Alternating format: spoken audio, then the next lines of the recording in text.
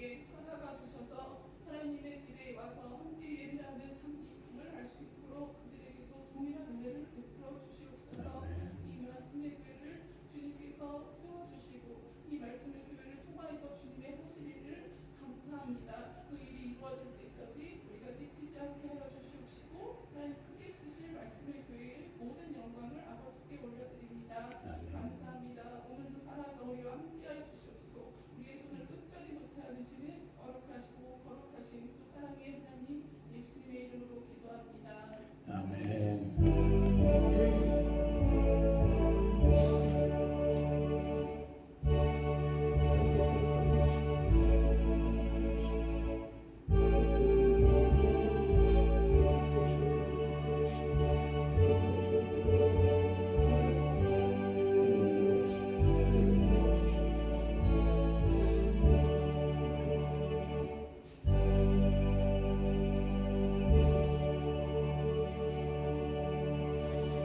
감사합니다. 오늘 나누실 말씀은 누가복음 22장 말씀을 찾아보겠습니다.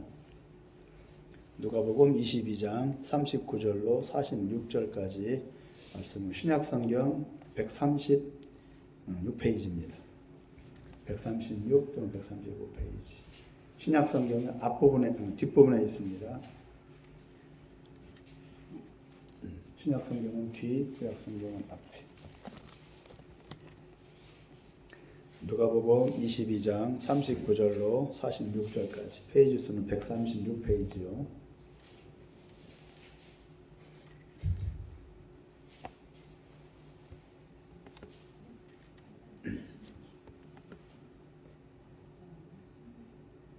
몇 페이지라고 하셨죠? 136 또는 135.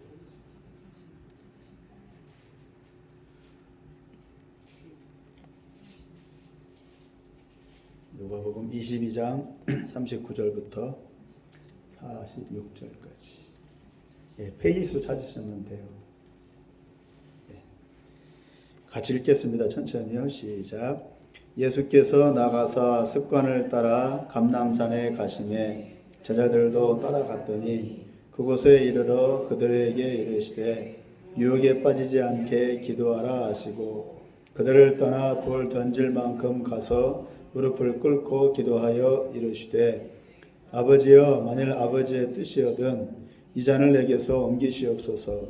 그러나 내 원대로 마시옵고 아버지의 원대로 되기를 원하나이다 하시니 천사가 하늘로부터 예수께 나타나 힘을 더하더라.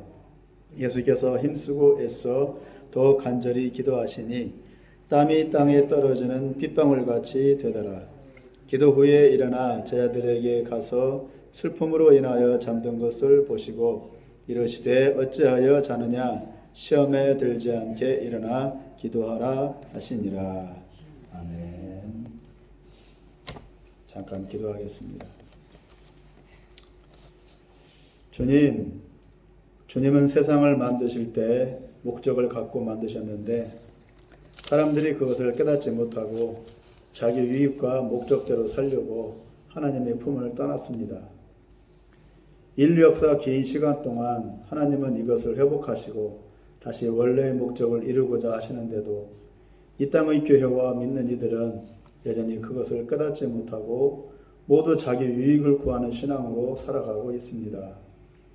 늘 자기 한계를 벗지 못하고 자기 감정과 자기 삶의 환경에서 매여 허덕이는 우리를 보시며 깨어나라고 하시고 일어나 전진하라고 하십니다. 그렇게 살아서 어쩌겠다고 하는 거냐. 결국 죽음으로 끝날 텐데 기껏 아둥바둥거리며 죽음을 준비하는 삶을 살 것이냐고 책망하시고 또 안타까워하십니다.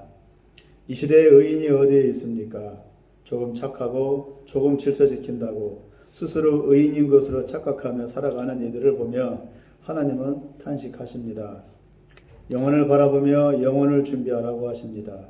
그 아들 예수를 제물로 보내시고 이제 다시 이 땅을 다스릴 왕으로 보낼 테니 맞을 준비를 하라고 하십니다.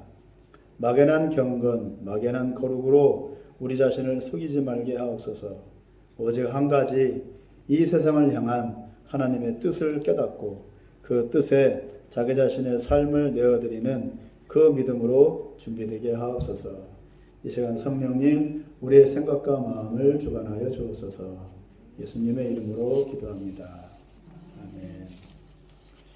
오늘 본문 말씀은 예수님이 십자가에 달려 처참한 고통을 받으며 죽기 직전에 전날 밤에 홀로 겟세마네라는 곳에서 기도하시는 모습을 기록하고 있습니다. 여기에서 예수님은 당당한 하나님의 아들의 모습보다는 연약한 한 인간의 고통에 찬 모습이 보여집니다. 그 이전에 예수님은 막 병자를 고치고 귀신을 쫓아내고 수많은 무리들 가운데에서 이렇게 지도자로 그렇게 대접을 받았는데 오늘 나타난 모습, 본문 말씀에 보면은 엄청나게 약해 보여요. 그죠? 간절하게 기도하면서 하나님 살려주세요. 하나님 이 잔을 내게서 옮겨주세요. 간절히 눈물을 흘리며 기도하시는 연약한 모습이 지금 보여집니다. 왜 그럴까? 예수님은 왜 십자가에 매달려야 했습니까? 왜 십자가에 굳이 달리기 위해서 혼자서 이렇게 초라하게 기도해야만 했습니까? 제자들도 다 자고 형제도 없고 부모도 없이 그리고 하나님도 외면한 듯이 오직 혼자서 땀이 피가 되도록 간절히 기도하는 이유가 도대체 뭡니까? 우리의 죄를 대신 짊어지기 위해서요? 물론 그렇죠. 우리를 구원하시려고요? 물론 그렇죠. 근데 그것은 결론적인 얘기이고 지금 예수님은 그것 때문에 기도하고 있는 게 아닌 것 같습니다. 자신이 십자가에서 죽어야 하는 첫 번째 이유는 다른 것입니다. 그 이유가 무엇인지를 제대로 알고 깨달아야 그래야 오늘 본문에 나와 있는 그 예수님의 고통을 조금이나마 알 수 있고 그 뒤를 따라 우리 역시 십자가를 짊어지는 그런 고난과 인내의 길을 기꺼이 갈 수가 있겠다라고 생각합니다. 성령께서 바르게 깨닫게 하여 주시고 또 우리 모두에게 감동 주시기를 소망합니다. 거슬러 올라가겠습니다. 창세기 1장 1절에 태초에 하나님이 천지를 창조하시니라고 하였습니다. 저절로 자연스럽게 세상이 생겨난 게 아니고 하나님이 만들었답니다. 그리고 그렇게 만든 것을 한번 만들어 보려고 한 게 아니고 한번 만들어 볼까? 이렇게 해서 하나님이 만든 게 아니고 분명한 목적을 갖고 만들었답니다. 하나님이 창조를 했을 때에는 창조의 목적이 있답니다. 창조 자체가 목적이 아니고.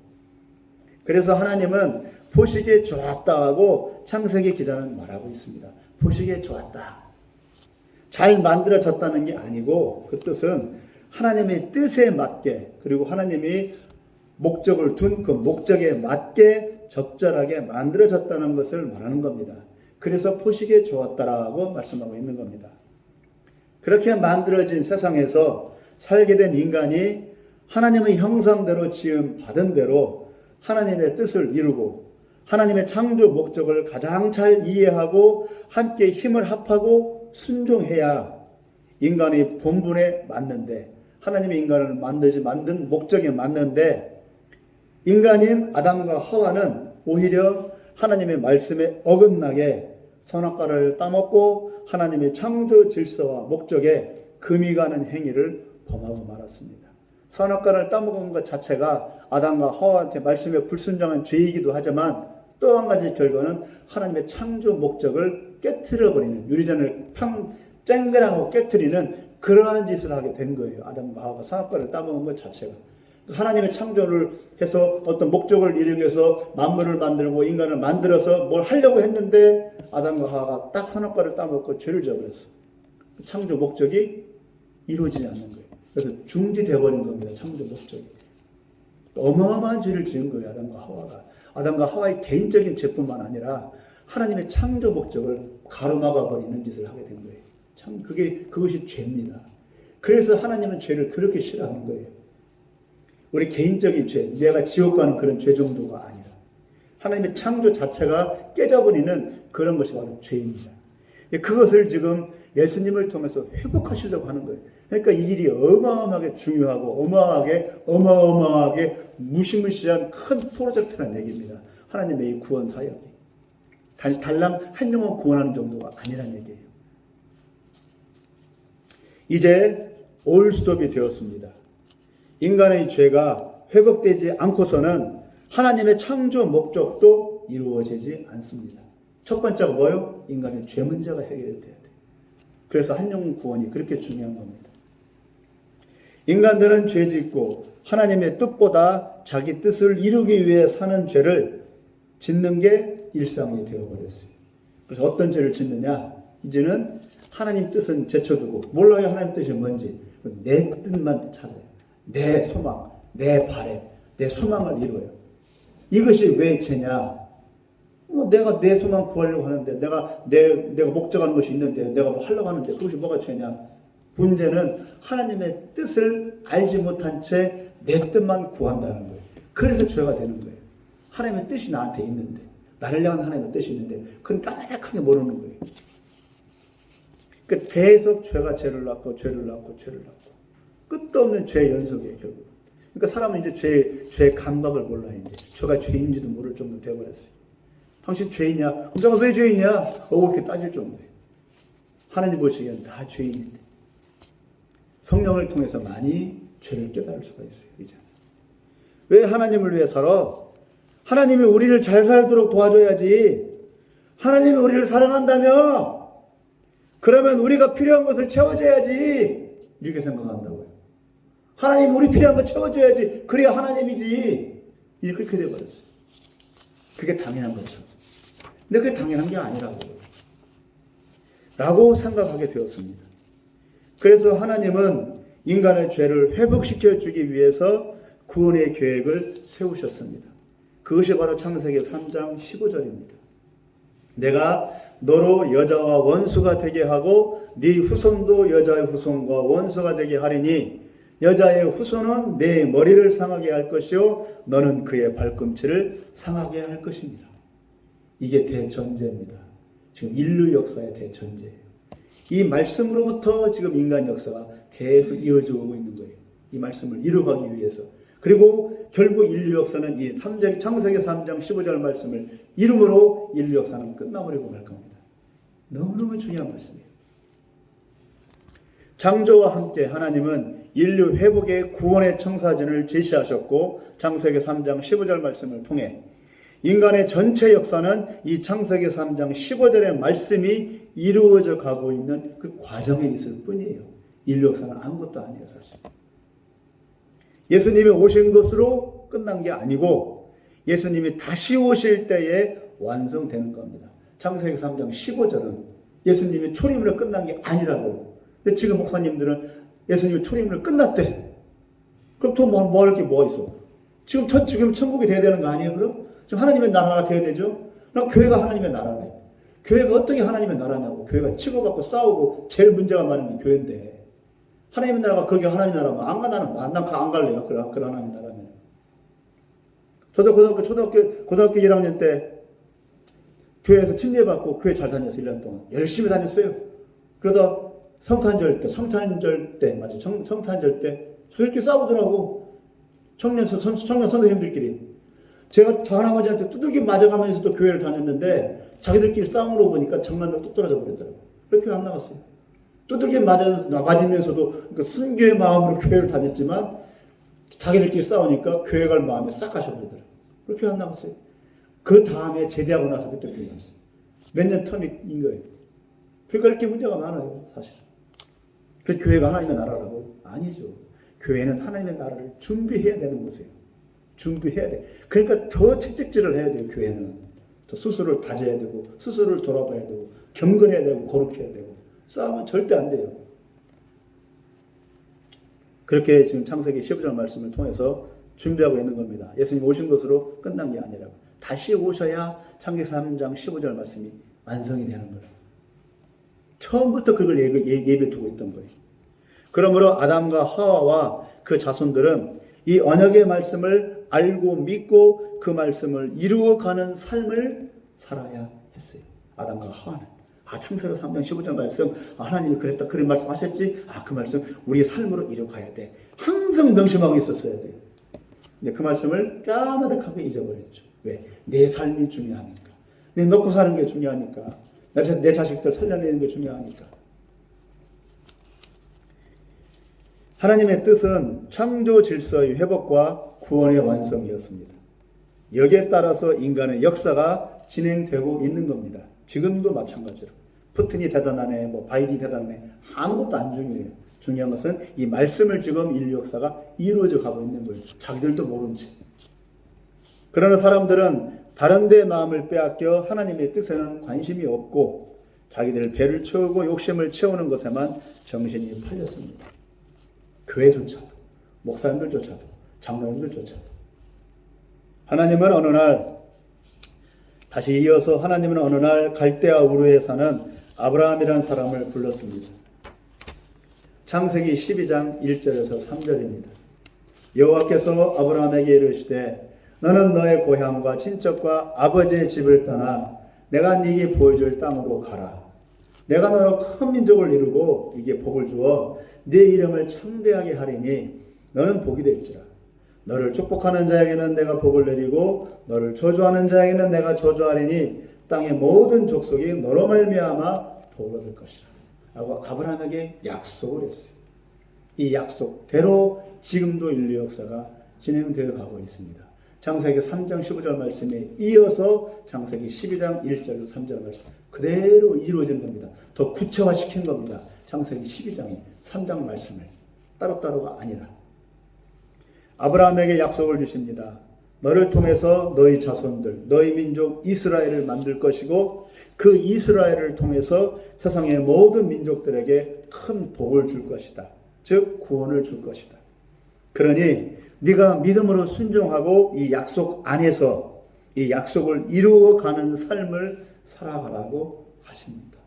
아브라함에게 주신 책임은 뭐예요? 이 약속의 말씀을 기억하고 말씀대로 살아가야 돼요. 우리도 똑같이 십자가 언약을 주었습니다. 십자가 언약을 기억하고 믿고 그대로 살아가야 돼요. 살아가야 돼요. 삶으로. 십자가 언약을 믿고. 삶이 없으면 가짜 믿음이라고. 창세기 3장 15절의 언약 안에서 다시 창세기 12장 1절에서 3절 아브라함 언약을 주시면서 하나님은 내가 이렇게 역사를 경영하며 이 청사진대로 세상을 섭리할 것이라고 선포하시는 겁니다. 하나님이 직접 자기 스스로.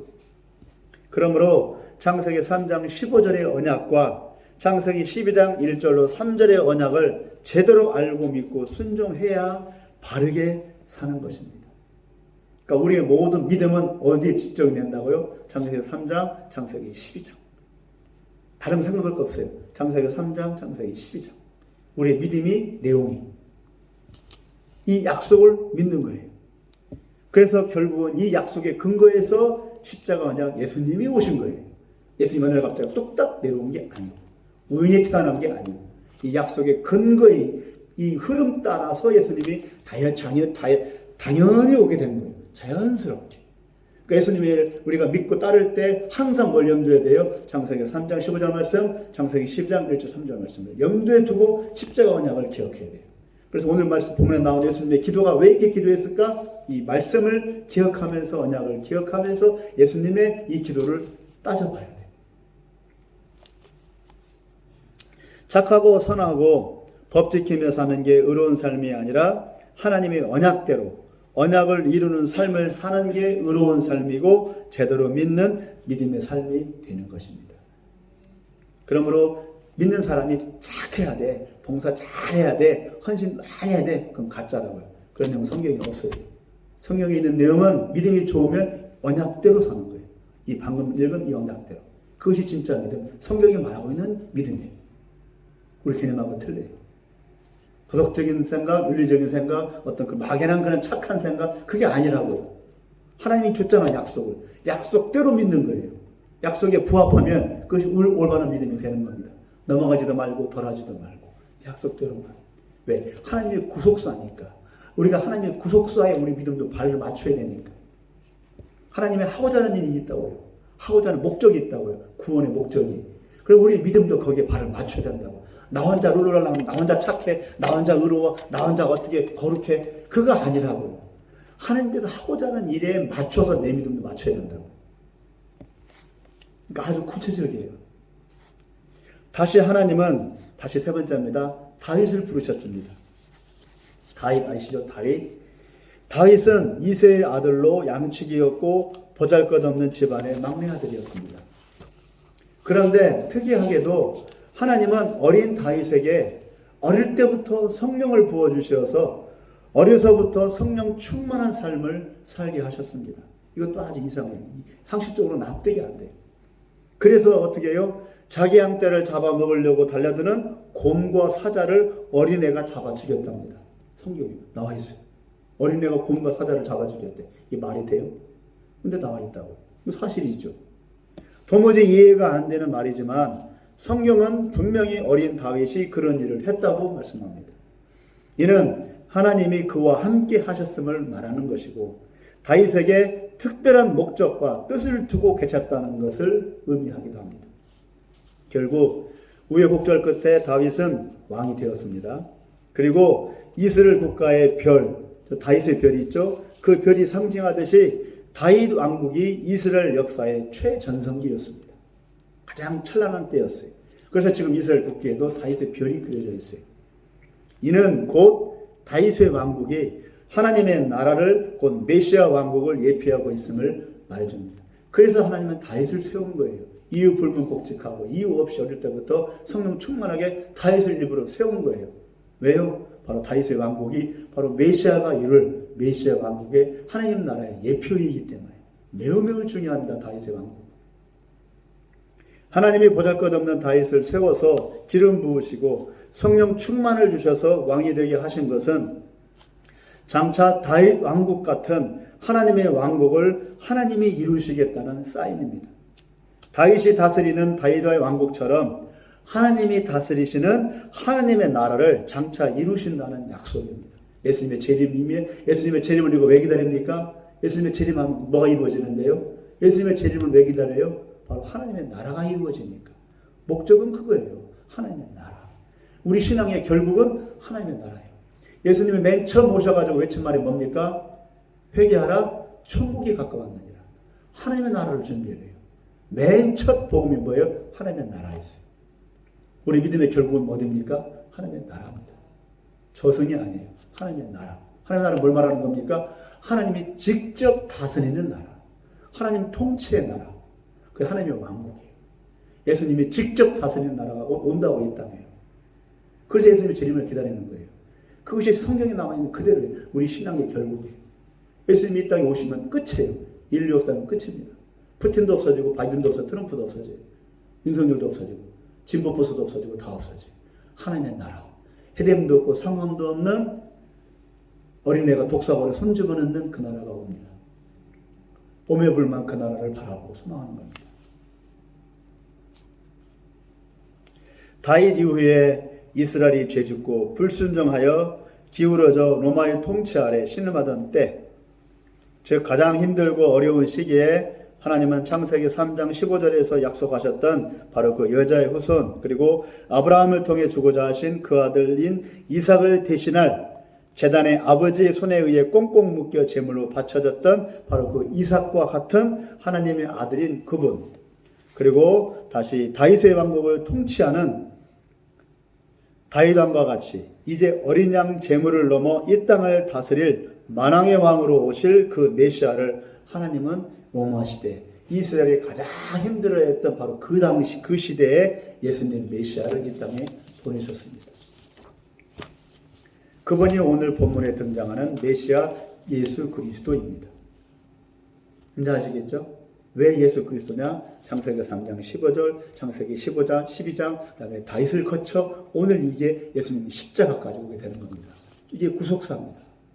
구속사를 모르면 우리의 신앙이 뜬금없는 신앙이 돼버려요.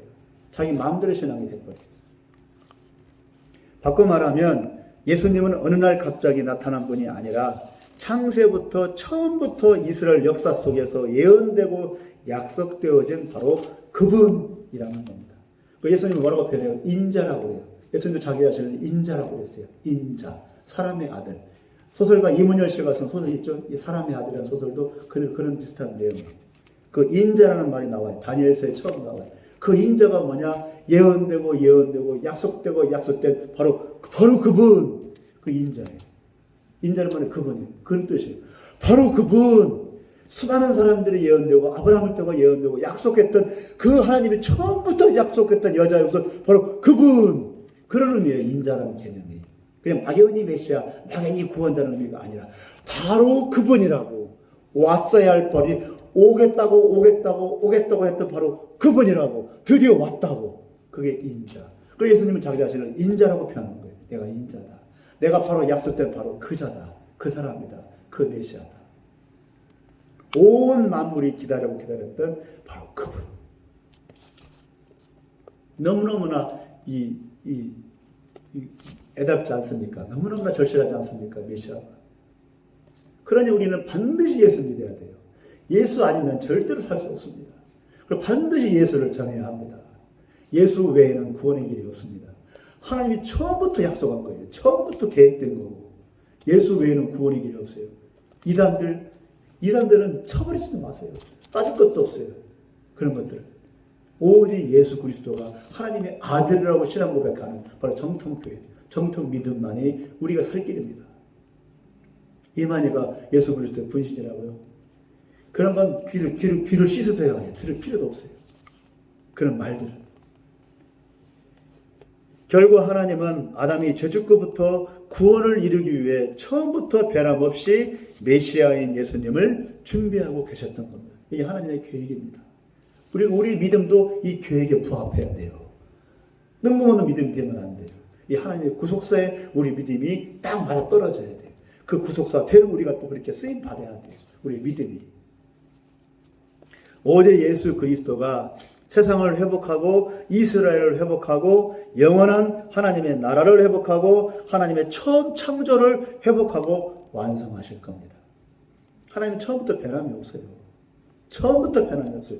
하나님이 영원한 분이니까. 절대로 하나님은 시대마다 변하는 분이 아니에요. 처음 그대로예요. 그러므로 예수님이 이 세상의 중심입니다. 예수님으로 인해 세상이 존재하며 이 세상이 하나님의 뜻에 따라 예수님을 믿고 영접해야 구원을 받을 수 있습니다. 이것이 진리입니다. 누가 뭐라고 해도. 그런데 오늘 본문 말씀에서 보이는 예수님의 모습은 결코 여유롭거나 평온해 보이지 않습니다. 오히려 감당하기 어려운 큰 고민과 무거운 짐을 떠안은 채 간절히 몸부림치면서 하나님께 간구하고 있는 모습이 보입니다. 왜 그럴까요? 약속대로 오셨고 하나님의 뜻을 이루기 위해 오셨으니 여유롭게 그리 하시면 되지 않습니까? 그런데 왜 예수님은 저렇게 고통스러워하고 힘들어 하십니까? 왜 힘들어 할까요? 처음 아브라함이 하나님의 부르심을 받아 본토 친척 아비집을 떠나 하나님이 지시하시는 땅으로 무작정 나아갈 때 아브라함은 고민이 없었을까요?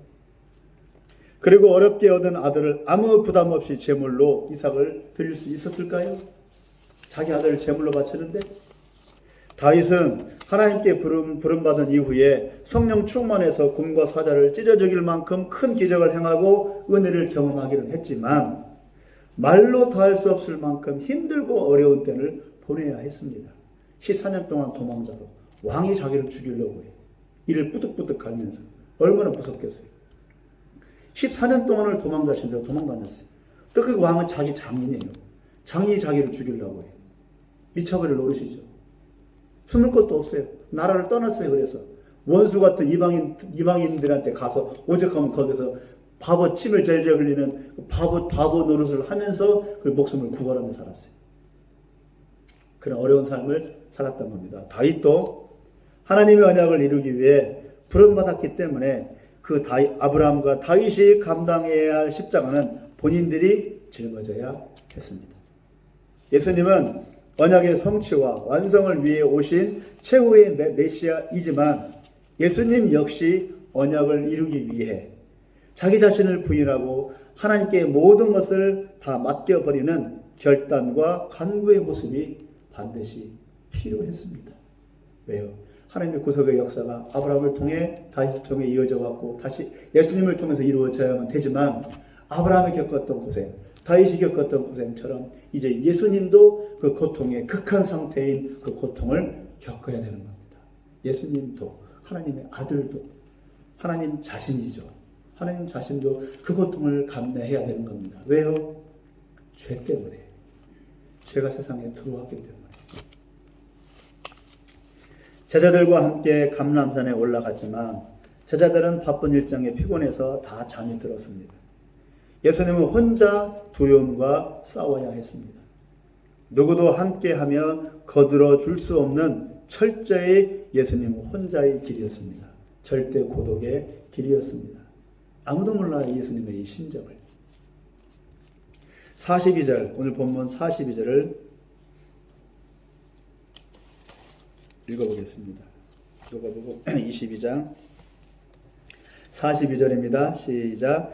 이르시되 아버지여, 만일 아버지의 뜻이거든 이 잔을 내게서 옮기시옵소서. 그러나 내 원대로 마시옵고 아버지의 원대로 되기를 원하나이다. 라고 했을 때 이 심정을 한번 느껴보시기 바랍니다. 엎드려서 눈물콧물 흘리면서 제발 살려주세요 라고 하는 그런 간절한 마음으로 예수님은 기도를 했는데 어느 정도냐? 땀이 피가 되도록 그렇게 기도를 했답니다. 왜 이렇게 해야만 됐을까? 십자가를 짊어지기 위해서, 하나님의 약속과 그 언약을 실현시키기 위해서. 아버지의 뜻이거든 이라고 했습니다. 예수님은 자기 뜻이 아닌 하나님의 뜻을 먼저 찾았습니다. 예수님은 자기 뜻을 이루기 위해 이 세상에 오신 것이 아니고 하나님의 뜻을 이루기 위해서 오셨습니다. 석가모니는 나이 8살 때 태어나자마자 와서 한 말이 뭐냐? 천삼천하여 화덕전이라고 외쳤답니다. 불교에 이렇게 나와요. 자기 잘났다는 얘기죠. 그러니까 가짜예요. 그러니까 가짜입니다. 예수님은 그러지 않았어요. 예수님은 하나님을 위해 자신의 삶을 드렸습니다.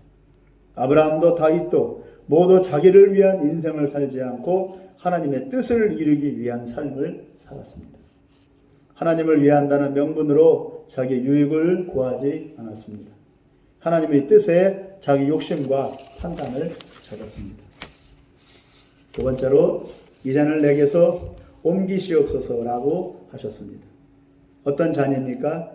고난의 잔, 십자가의 잔, 자기의 생명을 제물로 바쳐야 하는 잔입니다. 예수님도 고통이 두렵고 죽음이 두렵습니다. 그러나 사망 권세가 두려운 게 아니고 결국은 제물되어 죽음으로 끝나는 자신의 공생애가 아무 의미 없이 될까봐 두렵습니다. 왜 두려울까요? 하나님의 아들로 메시아로 와서 죽을 줄, 십자가에 달릴 줄 뻔히 알면서 왜 두려울까요? 죄 없는 모습으로 오셨지만 예수님이 십자가 달리는 이유와 목적은 세상의 죄를 대신 지기 위해서입니다.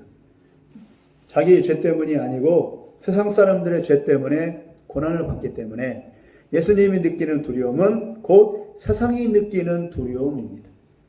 제물로 오신 예수님, 그리고 3년간 어린 양으로 준비된 예수님은 그 마음과 감정과 느낌도 세상 사람들의 그것과 동일하게 만들어져서 예수님이 세상을 대신해 그런 두려움을 지금 느끼고 있는 것입니다.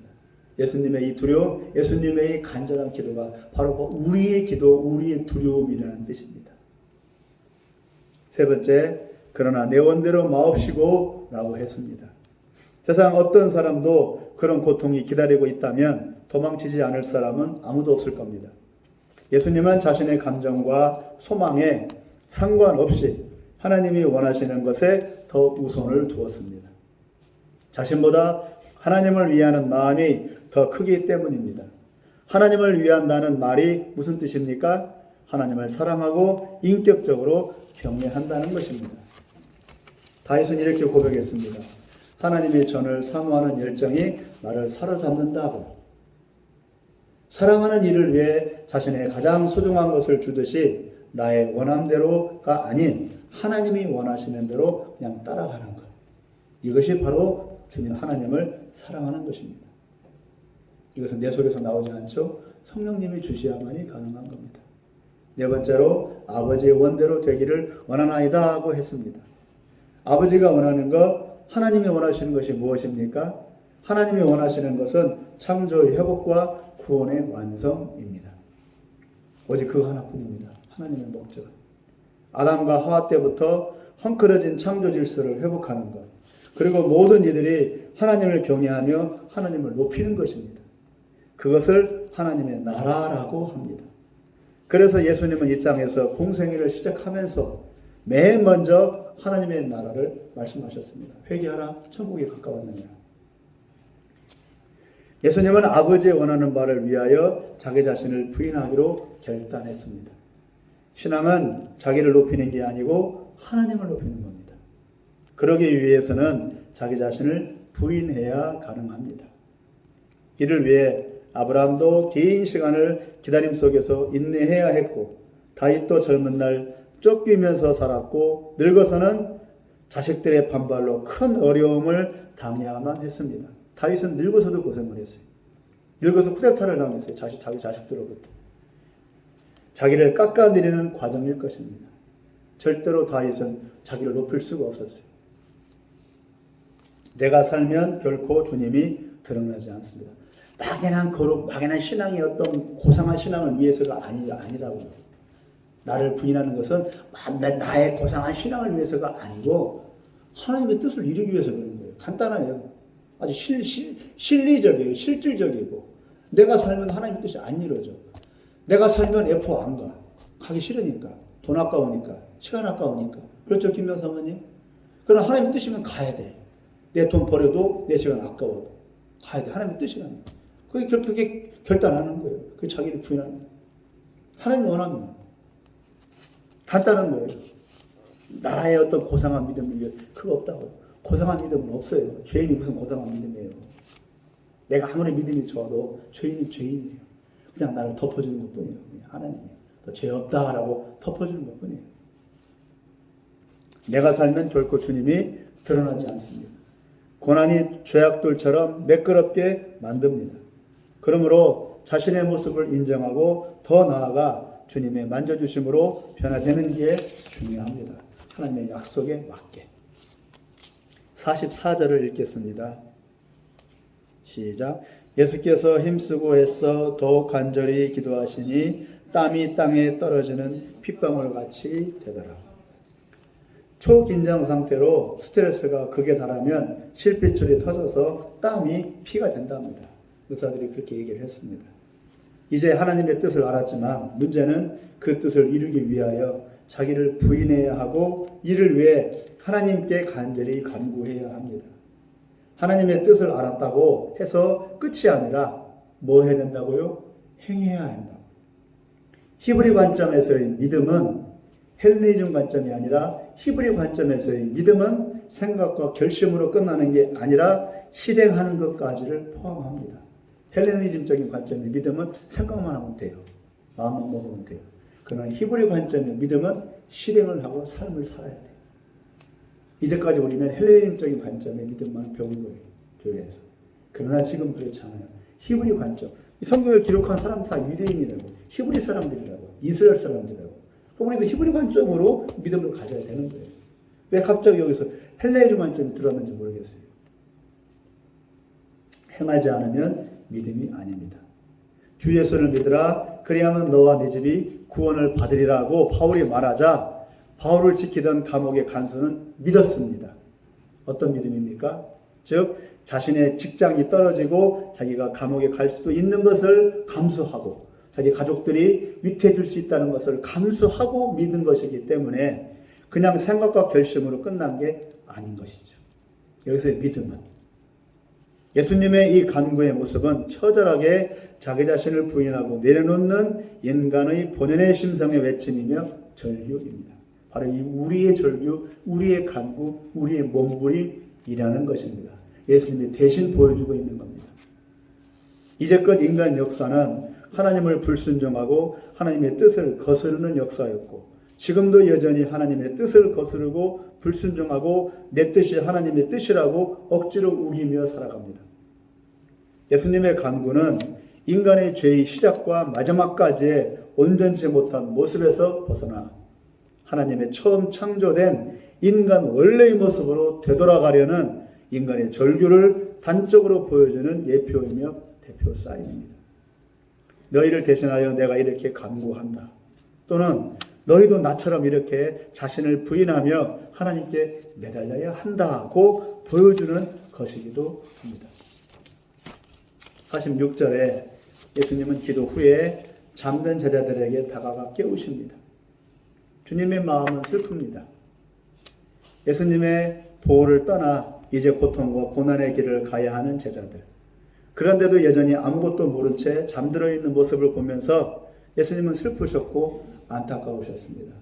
그래서 오늘 누가복음 22장에 예수님의 겟세마네 기도 말고 요한복음 17장에 나와 있는 예수님의 기도는 다른 내용이 나옵니다. 처음부터 끝까지 요한복음 17장 예수님이 기도를 기록하고 있습니다. 겟세마네 기도를 그렇게 요한복음 사도 요한이 그렇게 기록한 거예요. 그런데 요한복음 사도 요한이 기록한 요한복음 17장에 나와 있는 예수님의 겟세마네 기도는 처음부터 끝까지 누구를 염려해요? 제자들을 염려해요. 제자들 걱정을 하는 기도예요. 겟세마네 기도는 자기를 부인하는 기도인데 요한복음 17장에 나와 있는 겟세마네 기도는 오직 남겨진 제자들을 걱정하는 기도를 하고 있어요. 왜? 제자들도 똑같이 예수님이 걸어간 길을 걸어갈 수밖에 없으니까. 또 걸어가야 하니까. 그래서 예수님은 슬프셨고 안타까우신 겁니다. 그리고 기도해라고 하십니다.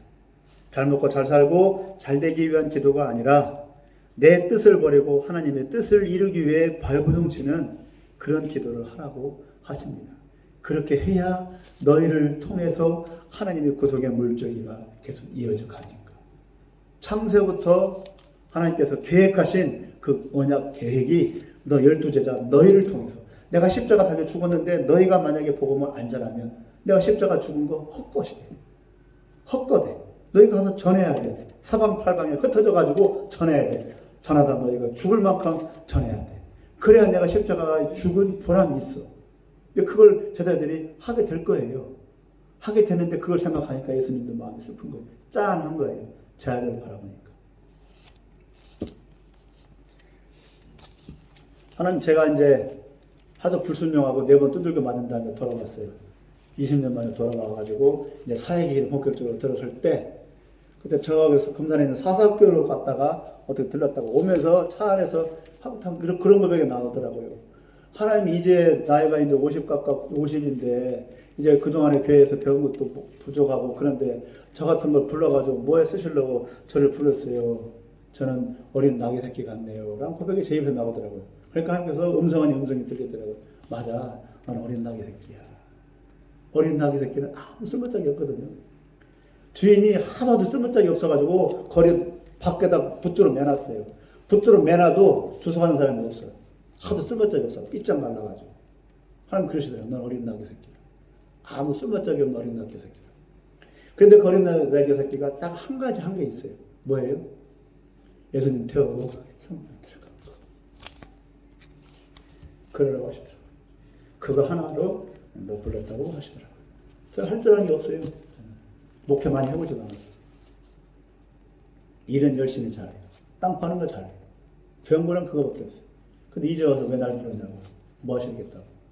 배운 건 있지만 써먹을 데가 없는데. 하나님께서 그러시더라고요.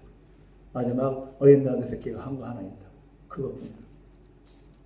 그거 하나 바라보고 지금도 하고 있습니다. 우리가 그거 하나 바라보고 쓰임받기를 소망합니다.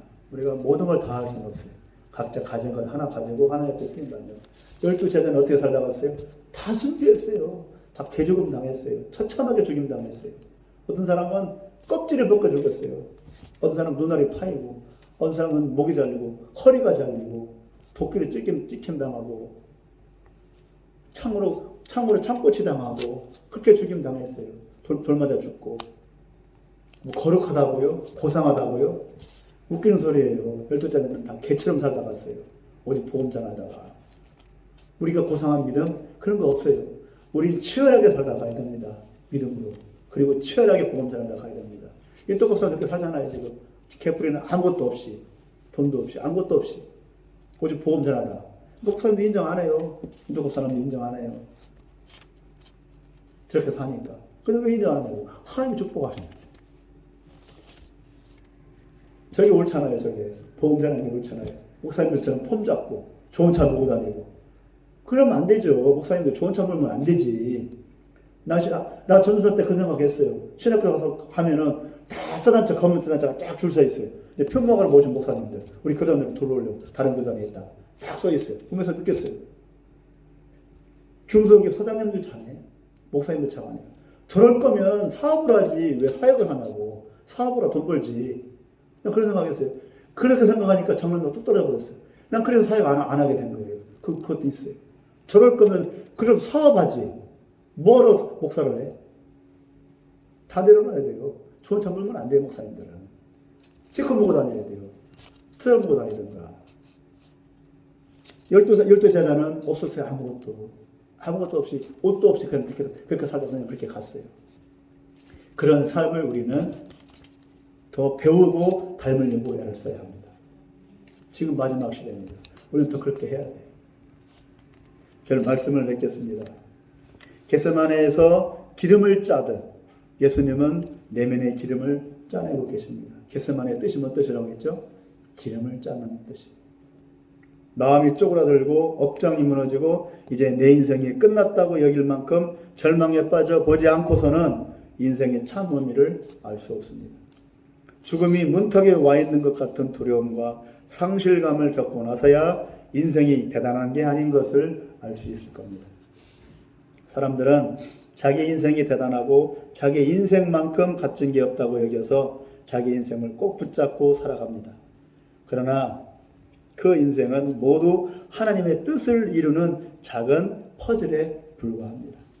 하나님의 큰 그림을 본다면 나라는 존재가 전부가 아니고 하나님의 큰 그림이 더 중요한 것을 깨닫게 될 것입니다. 하나님은 우리를 아주 소중히 여기십니다. 너희 하나하나가 모여서 나의 큰 그림을 이룬답니다.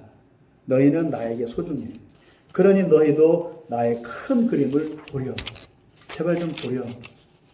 너희의 뜻보다 나의 뜻을 먼저 염두에 두려. 라고 요청하십니다. 예수님이 기름틀에 짜져서 기름을 쏟고 계십니다. 하나님의 뜻을 이루기 위해서요. 그리고 우리를 위해서요. 하나님의 나라는 쉽게 오지 않습니다. 요한계시록에도 산고의 고통이 있어야 한다고, 해산의 고통이 있어야 한다고 말씀하고 있듯이 우리 앞에 큰 어려움과 고비가 기다리고 있습니다. 그건 사실입니다. 아브라함의 믿음, 다윗의 믿음처럼 하나님의 뜻에 자신을 드리고 예수님처럼 하나님의 뜻을 위해 기름처럼 짜여지는 그런 수고도 아끼지 않는 우리 모두가 되시기를 바랍니다. 성령님이 우리를 도우시고 인도하시어 우리로 하여금 바른 길로 인도하시고 반드시 이겨내어 승리케 하여 주실 것을 믿습니다. 성령님을 의지하시기 바랍니다. 기도하겠습니다. 하나님 아버지, 이 시간에는 겟세마네 동산에서 기도하시는 예수님에 대해서 살펴보았습니다. 예수님께서 이 땅에 오신 것은 자기가 원해서 오신 것도 아니고 우연히 태어난 것도 아니라 하나님의 철저한 계획 가운데 오셨다는 것을 보게 되었습니다. 그런데 문제는 그 계획을 이루기 위해서는 예수님이 보여주신 것처럼 기름틀에 짜여지는 것 같은 고통과 인내의 과정이 반드시 필요하다는 것을 또한 배우게 됩니다. 우리가 믿음으로 구원받았습니다. 그리고 하나님의 나라를 소망하며 이제 예수님 오실 것을 다시 기다리며 준비하고 있습니다. 그러나 문제는 우리의 삶을 통해, 우리의 믿음을 통해 우리 스스로가 기름으로 짜여지는 것 같은 그런 고통과 인내의 세월을 반드시 보내야 된다는 것입니다. 그래야 우리를 통해서 하나님의 언약이 이루어지고 성취된다는 것입니다. 우리에게 강한 믿음을 주옵소서. 우리에게 성령 충만한 믿음을 주옵소서. 결코 세상에 휩쓸려 가지 아니하고 결코 중간에 포기하지 않는 강한하고 담대하고 강인한 믿음을 허락하여 주셔서 반드시 이겨내고 승리케 하여 주옵소서. 그래야 우리를 통해서 하나님의 뜻이 반드시 이루어지게 하시고 우리의 작은 퍼즐들을 통해서 하나님의 큰 그림이 반드시 이루어지게 하옵소서. 예수님의 이름으로 기도합니다. 아멘.